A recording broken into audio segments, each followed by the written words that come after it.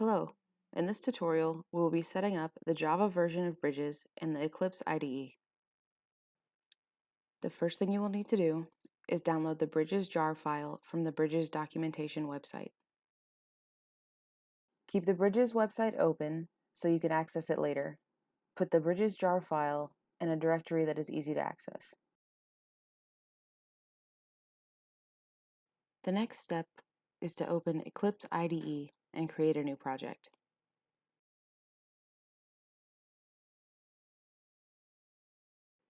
I will name this project Bridges Hello World Test, but you can name yours anything you'd like. After entering the name, click the Next button on the Create a Project window. Click Libraries, then click Add External Jar File. Navigate to the directory where your Bridges jar file was stored, select it, and then press OK. Now that your Bridges jar file is linked, you can finish building your project. Now, add a new main class to your project. Click the box to generate a main method and comments.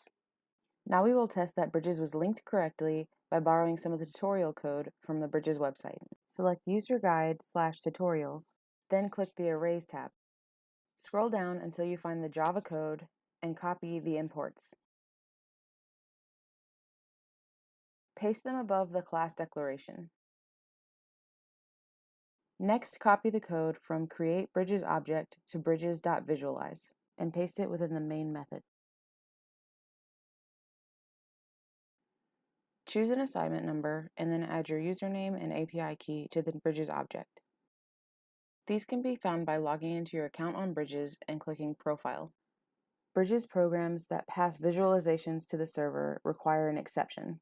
Add the exception to the top of your main method, save, and run your program.